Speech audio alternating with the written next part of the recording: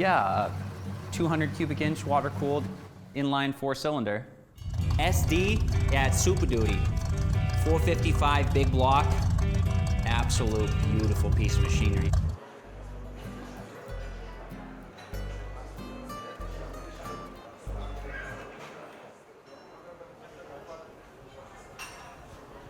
I don't know, I always just plugged it in. 40 horsepower.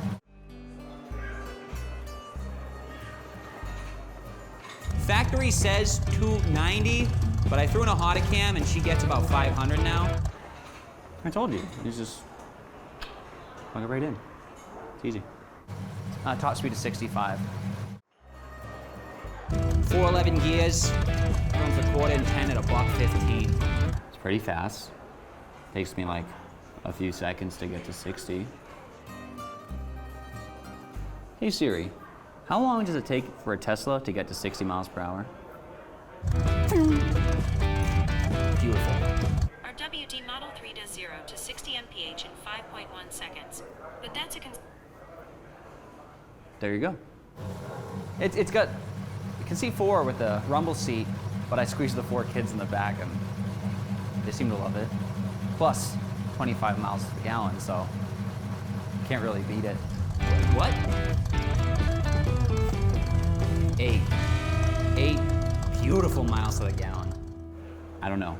I'll let you know when I get my electric bill, but cheaper than gas.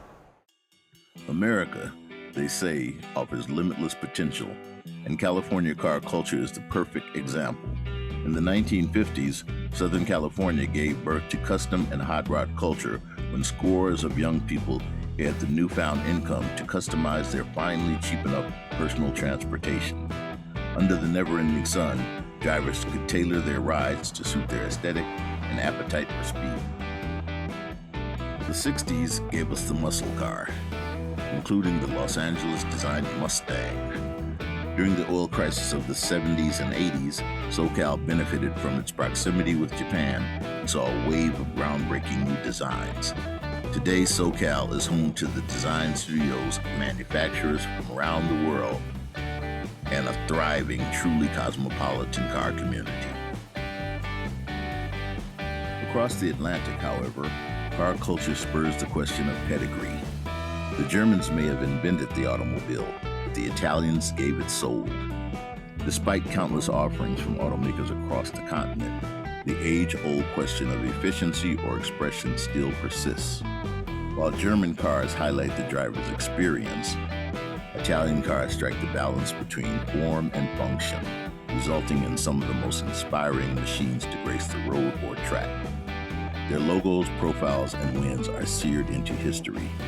Alfa Romeo, Fiat, Lancia, Lamborghini, Maserati, Pagani, and Ferrari, all feasts for the eyes, ears, and soul. California and Italy have more in common besides warm temps and great wine. Because of their unique topographies, both offer some of the greatest drives in the world. Travelers looking for hidden gems need only find a vehicle right for adventure and take the road less traveled. Los Angeles and Rome are both excellent launching points for exploration. If in California, take in a beach along Pacific Coast Highway, or veer off onto a canyon road cutting through the Santa Monica Mountains.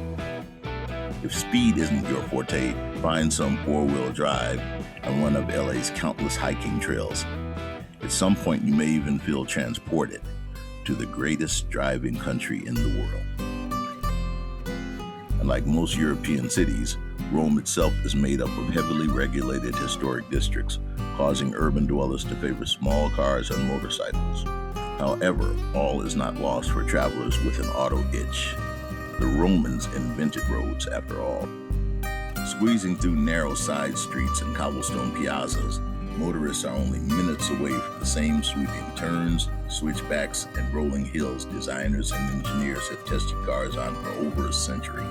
And if your GPS fails you, remember, at the end of the day, they say all roads lead to Rome.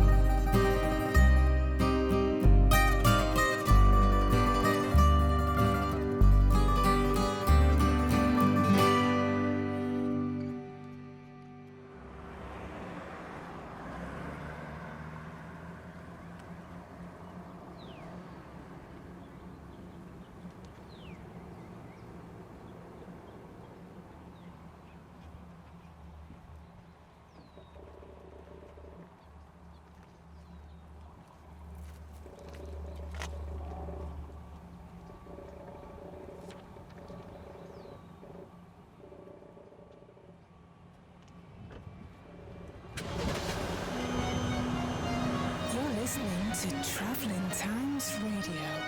We'll broadcast as long as we can.